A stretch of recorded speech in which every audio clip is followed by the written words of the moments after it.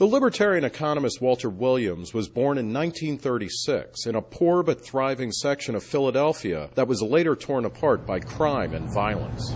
This is where we lived, the Richard Allen Project of North Philadelphia. When Williams was a small child, his father deserted his family. He was raised by his mother, who was a high school dropout, and the family spent time on welfare.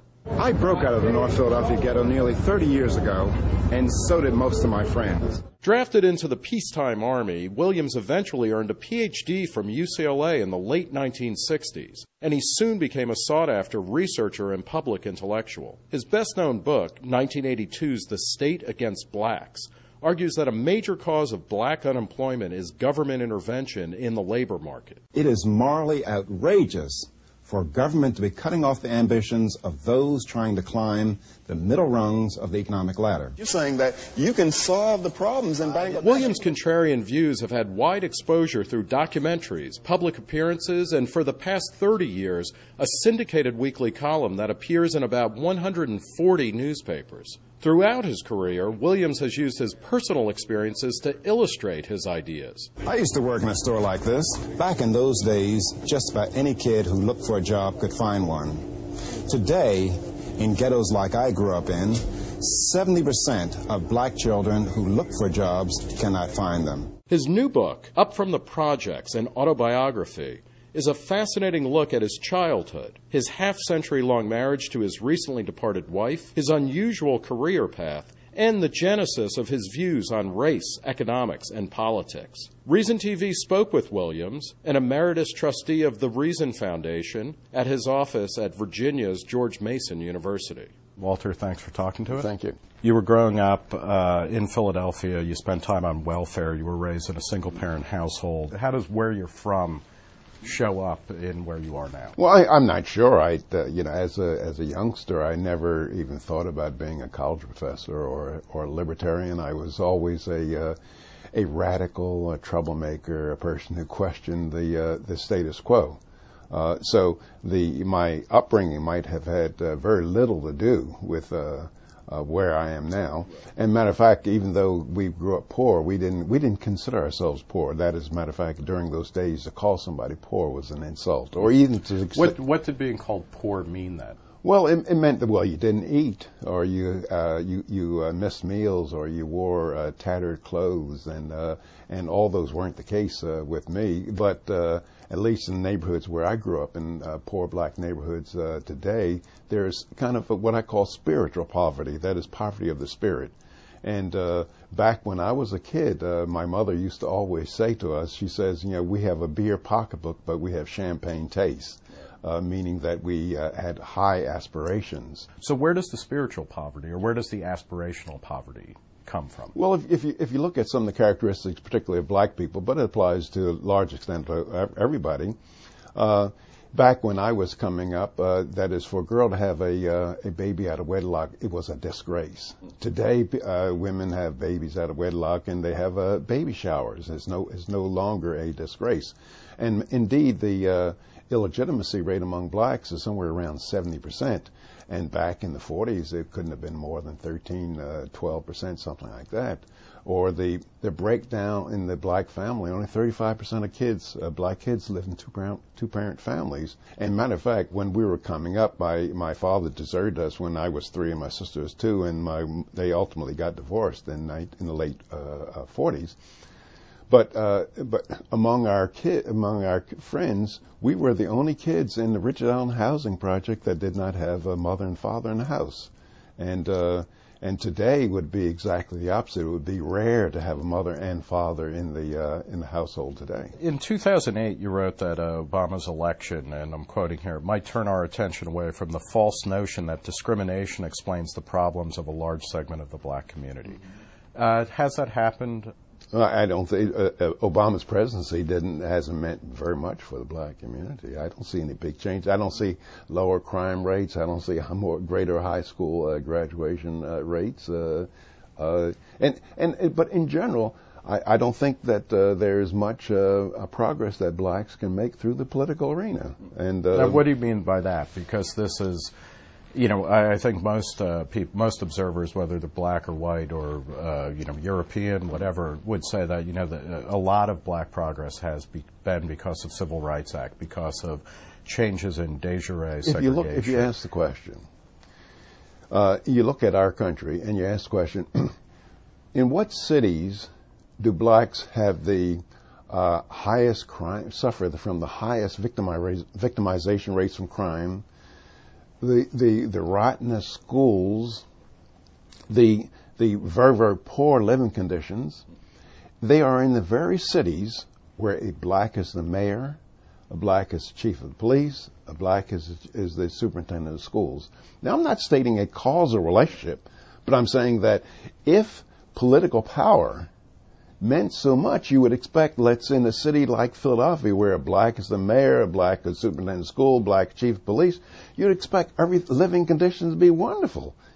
And on the other hand, if you look at the other end of another group of people, let's say Chinese and Japanese, they don't have any political power, even in the places such on the West Coast where they're the most numerous. I'm not even sure the Chinese have much political power in China. That's well, at least in the United States. Right, yeah. But however, according to statistics, Japanese or Chinese are on any measure of socioeconomic success, they're at the very top. And matter of fact, if you look in our history of our country, the Irish had the greatest political power, but they're the slowest rising of any of the white ethnic groups in our country. So I think it's false to assume that economic power depends on political power, and you can just go all around the world. My colleague Tom Sowell has done extensive work on the Armenians in the post-Ottoman Empire. They didn't have any political power; they were discriminated against, but highest income earning people. Yeah, Jews as well throughout various subsets. Yeah, the Chinese in Southeast Asia. Yeah. If it's not political power that will help advance living standards and quality of life, how do you? I mean, it's economic power then, right? You have to develop skills and training. And one of the reasons why people make low wages is, for the most part, they have low skills. But getting hold of the political system, or even eliminating every vestige of discrimination, is not very important for economic advancement. I mean, if you look at the question, at one time there were no blacks in the professional basketball. Today, blacks are 80% of professional basketball players, 60-some% of professional football players, and it wasn't any affirmative action, it wasn't any court suits, it wasn't getting rid of discrimination. What was it? It was that these guys can just do a 360 slam dunk in your face, and you can't do anything about it. It was just high skills. But it was an undoing of discrimination, right? I mean, when you think about football and basketball's color lines are less kind of celebrated than Jackie Robinson breaking into Major League Baseball. But there was a de facto law against letting blacks play. Well, the best engines of it, even in terms of baseball, it wasn't any affirmative action. It wasn't any court suits. It was the fact that there was a huge pool of high skills in the Negro, what they call the Negro leagues, that just could not be ignored. And once the Dodgers cracked it, everybody else had to go along. They just could not ignore this huge pool of black talent. Well, you would agree. And it would be the same thing if this black talent were in physics, whereas in chemistry, you just could not ignore it. What are the best ways to speed up the process by which race or ethnicity or social standing doesn't matter in fields that should be determined by merit? Well, if it's not laws. Well, personally, one of my strong values is freedom of association. And if you believe in freedom of association, you have to accept that people will associate in ways that you find offensive. And I believe people have the right to discriminate on any basis they want, so long as they're not using a government, so long as they're not using, for example, I would disagree that a library should be able to engage in racial discrimination against me because I'm a taxpayer. So a public library, but a private library? Private library. The David Duke Memorial Library, they can keep you out. I have no problem whatsoever. And see, discrimination is actually, for me, discrimination is just simply an act of choice. And we all discriminate. When as I tell people that when I was choosing a wife to marry, I didn't give every woman an equal opportunity. I discriminated against Japanese women, Italian women, women with criminal records, women that did not bathe regularly. I discriminated in all. Did you also discriminated against women who refused to return your phone calls? I assume. Well, we didn't have a telephone, but the point is that people have the right, in my opinion, to associate in any ways they want. But, however, they should not get subsidized. Now, there's a whole lot of laws on the books that subsidizes discrimination. For example, the minimum wage law that subsidizes engaging in racial discrimination. But then in the book, you also talk about when you were drafted into the Army and you ended up going to Georgia for an assignment. That was the first time that you met up with de jure segregation in the Deep South. And you mentioned going through bus stations and whatnot where there were, colored-only restrooms, black-only restrooms, restaurants, etc. What is the best and most efficacious way to break down state-sponsored discrimination? Well, you do it by the law, because I think that states should not be able to engage in discrimination, and you do it by any means that's necessary. And to get rid of state-sponsored discrimination, including just disobeying the law. And I think that one of the things, the very fact that you do find state-sponsored discrimination is good evidence that maybe discrimination would not exist. That is, if you see a law on the books, well, the reason why that law is on the books is because not everyone would behave according to the specifications of the law. And so if you see a law saying, well, blacks have to sit in the back of the trolley car, well, you say, well, why do you need a law? If the trolley cars are privately owned, that's what they were when the discrimination started in our country. Well, private streetcar companies would not discriminate against the customers, so the people who wanted discrimination needed a law. So where does that bring you in terms of a variety of the civil rights acts that were passed in the late 50s through the mid-60s? Were those good laws? Were the civil rights acts good and necessary ways of breaking down racial discrimination? I think the Civil Rights Act was a major error. That is, during the 1960s, when we had the civil rights movement, I think all that we needed was a law that said that the Constitution of the United States applies to each and every citizen in our country, as opposed to making a Civil Rights Act, as they in fact did.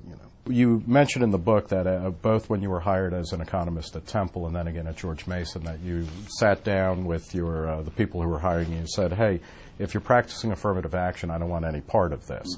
Were you a beneficiary of affirmative action, and if so, how did you deal with that when you found out about it, and what was the effect of that on you? Well, I understand at Temple University I did not run into that problem, but at George Mason University, I think after I'd been here quite a while, the former chairman who hired me, he said that he got beneficial points from hiring me and Karen Vaughn, my colleague who's a woman. And later on, Karen Vaughn, who was here before I was, she told me that if Bill Snavely was practicing affirmative action, he didn't get the right kind of black. Is it tiresome to talk about yourself as the libertarian black? I look at people. I don't see colors. I don't judge people by colors. I say that, well, gee, you're a man just like I am, and whatever you are after that. That's what my stepfather used to say. He says every man stands up to piss, and he's whatever he is after that. Do colleges still practice affirmative action for racial admissions, and should that stop? Well, I think it definitely should stop, and most colleges. Oh yes, yeah. Most colleges do. Increasingly, there are reports that affirmative action is being practiced to bring men into campuses because women tend to do better on SATs. Is that equally bad? Well, I think that if it is a private university, private universities would have the right to do, in my opinion, they have the right to do anything they want in terms of admitting students. Public universities, I think they ought to be constrained by the law that they just cannot engage in any kind of What about private schools that are so heavily subsidized either by federal research dollars, student loans? I mean, then they are in effect the government schools. Right. And if they're heavily subsidized, and first thing I would do, I'd get rid of the subsidizing and then let them behave any way they want to. In the book, you said that people like Jackie Robinson and Will Chamberlain had made it safe for the NBA and Major League Baseball to hire incompetent blacks such as you so that you could now pursue a career in baseball or basketball. What I meant by that example, I was telling a group of students, and it was indeed at Temple University, and I was saying that I would love to teach a course in physics. I love subatomic physics, but I was saying that black people cannot afford for me to be teaching a course in physics. And I was saying that I was giving an example of basketball and baseball because of the excellence that of Jackie Robinson or Wilt Chamberlain and Bill Russell, that I can now go play basketball and I can mess up royally, and there's not a person in the audience can say those blacks can't play basketball. That is, in that sense, I meant that black people can afford incompetent basketball players, but they cannot afford incompetent physics teachers. Now, do you think? And the same thing applies to. I wrote a column about Obama. That is, black people. I said I don't think that they can afford for the first black president to be a failure, and he has every indication of being a failure, like the Carter administration. Well, but do you think, I guess that's the broader point, is that between 1954 and now, race relations have clearly changed, and most of the most odious, obvious grievances of racism are gone. Are we past race, or will we ever be past race? We're not past it yet. Yeah. That is, I think we've come. Americans have come the furthest distance among any group of people in solving the problems of race in our country, but we're not past it. That is, for example, I was saying in the book that I teach I teach Ph.D. microeconomic theory. And at Temple University, I hadn't detected it at George Mason University, but at Temple University, the white students who are most of the students in the PhD program, at the beginning of the semester, they were asking me hard questions, things like this. They were really testing my credentials. Right. And so they, check and see, well, how was affirmative action higher, And then after I just calmly answered their questions, they said, well, they better learn some economics. So that in the sense that in that sense, in terms of pride of a people, I think that black people just cannot afford incompetence in most areas. Right. Still. Yeah. Let's talk a little bit about your experience in the academy. You went to UCLA in the mid to late '60s. You worked with people like James Buchanan and Armin Alshian. What was it like to be at a place like UCLA then? This was a hotbed, not simply of, it was the American dream to be in California in the 60s, but also from a libertarian point of view, this was a powerhouse department for free market ideas. Well, as I said in the book, I did not know that I was anything about UCLA when I entered there, and I didn't know that it was one of the top 10 economics departments in the country, and I was in well over my head. These are some of the top professors in economics in the world, and I benefited immensely from attending UCLA. But however, it was quite a challenge for me. How much did that form your ideology or your kind of political thought? Well, I think it awakened me in something I'd always been. I've always been a radical. I've always challenged the status quo. But however, I did come out, I supported things like minimum wage laws because I thought it was a good idea until I ran into some professors and say, well, look, Walter, let's look at the effects of the minimum wage law as opposed to looking at the intention. They gave me material to read and then I changed my mind. But I think that my free market ideas got polished at UCLA and being exposed to some of the greatest economists in the world. Do you think that you benefited from having a kind of roundabout route to studying economics as opposed to, being a whiz kid and, graduating high school when you're 13 and then going directly to college and a PhD? If I had gone to college right after high school, it would have been an unmitigated disaster. I was for immature. the country as well as the at least you. For me, Yeah. at least for me, I was just unprepared to make the sacrifices necessary. And I think many times that's true with many people today. That is, I'm very sure if I had to do it again, I tell my wife that it went with my daughter. She went out, she was 17 years old, and she went right into college. And the first year or so was a disaster. Mm-hmm. And I said, if we had to do it again, I would have gotten her a job at McDonald's or at a car wash for a couple of days to let, a couple of years to let some maturity set in. So maybe gaining some maturity, by a year or two outside of education, and then go to college. And then, but more importantly, pay your own way. Would you have been able to go to college? I mean, you mentioned quite often that how heavily subsidized, and particularly in the 60s and 70s. Mm-hmm. I mean, the UC system, Cal State system, very subsidized, effectively a free education. Mm-hmm. Wasn't that a good thing, though, even if it's coming from the state and even if it's being expropriated from taxpayers? No, it's not a good thing. No, it's not a good. Would you have been able to go to college otherwise? I might not have, and a lot of the incentive for my wife and I to move from Philadelphia to Los Angeles in 1961 was that no way in the world I could afford to go to Temple University. Temple University was the cheapest school in the city, and I think it was like $2,000 a year to go there. And I went to Cal State LA, and it was $125 a year. I believe it was a year there. And so I got a highly subsidized education. And I don't know whether I would have gotten an education, but still, that because I got an education, it doesn't mean that it was a good idea to rip off the California taxpayers. Well, do you think at a cost-benefit analysis, if you take yourself and everybody else who went through Cal State and the costs associated with that, and then the payback, because you certainly have paid a lot more back in taxes than what would it be, about $400, $500 for 4 years of Cal State at $125. Not to the California taxpayers. Okay, all right. Because when I finished ripping them off, I left. But is it a fair question from a libertarian point of view? We all want to say, you know what, nothing should be taken from the taxpayer except very small pots of money that go to clear public goods, and education doesn't meet that test. No.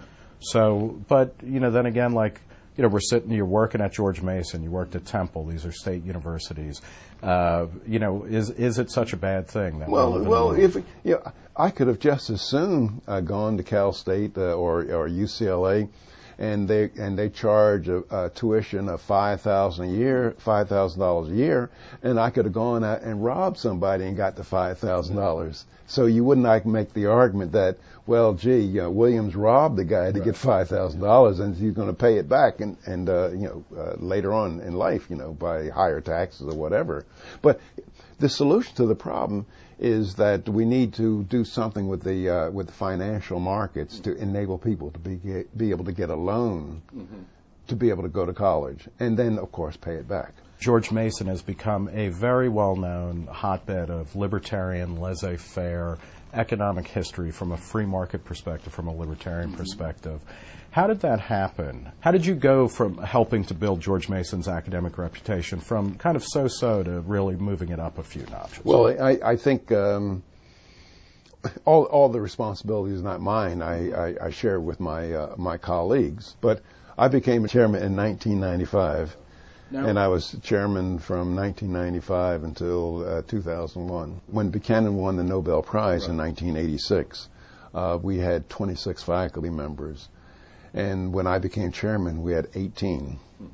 There was considerable hostility towards our department, and I tried to work with the administration to rehire those people, and I had a lot of difficulty. And so I just said, well, the only way I'm going to improve the department is to try to privatize the department and actually go out and raise money to be able to do things with the faculty, to be able to to hire people and to subsidize hiring people.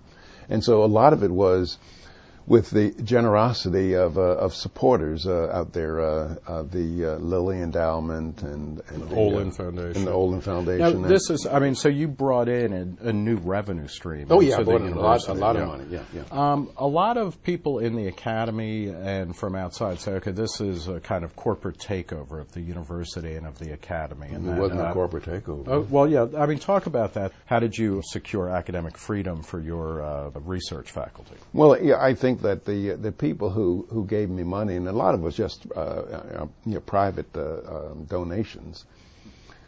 The people who gave me money, they respected me and my ambitions and my vision, and I had complete say-so over how the money would be spent. And so that explains the gold fixtures in the men's room here on the economics building.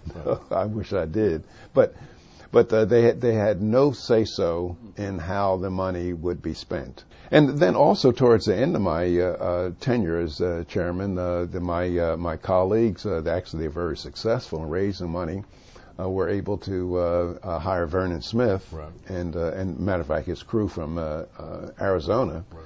And bring all seven, I think, here. And he was here for a year and a half, and he won the Nobel Prize. Yeah, you guys timed that perfectly, didn't you? Right. But let's talk a bit about the broad-based libertarian movement. Do you feel that you're part of a libertarian movement? No, I don't. No. So what are you then? Well, I'm not a part of a movement. I've never been a part of a movement. I just do my own thing. Can we tally up a score and say, are we more free? Are we less free? Are we moving in the right direction? Are you happy about the world that your daughter is inheriting and that your grandchildren like? I think for the first time in our history, it's prudent for parents to tell their children to have enough gold and silver coins, enough to be able to get out of this country and move to somewhere Canada? else. Well, somewhere else. Yeah. You know. I mean, it doesn't make any difference. I mean, for example, Jews in Austria, I mean, they should have had enough money to get out, and it didn't make any difference where they moved. Right. You know, so the point is that for the first time in our history, people are considering leaving or taking their wealth out of the United States, where all before the United States was the bastion of liberty and low regulation, and people are bringing their wealth to our country. So I think that we have to be concerned about losing our liberties. What needs to happen for that to reverse? I mean, and it's one thing to say, okay, we've got to reduce regulation, but what are the kind of policy steps and the kind of psychological or ideological steps that need to happen? I don't think anything's going to happen. I think what one has to ask himself is, are we so arrogant as American people to think that we are different from other people around the world? That is, how different are we from the Romans who went down the tubes, or the British, or the French, or the Spanish, or the Portuguese? These are great empires of the past, but they went down the tubes for roughly the same things that we're doing. Liberty is the rare state of affairs in mankind's history. Arbitrary abuse and control by others is the standard dish, even now. And all the tendencies is for us to have greater and greater amounts of our liberty usurped by government. If you press me for a trend in the opposite direction, because of the Obama administration, the Democrat control of the House and the Senate, they become so bold in many of their actions that for the first time in my life, Americans are debating about the Constitution, with people forming the Tea Party movement and all this kind of fervor that I've never heard before in my 75 years of life. But is that enough, or is it too late? And I'm not sure. Walter Williams, thank you very much for talking with us and for all of your writing, and especially your new book, Up From the Projects and Autobiography. Okay.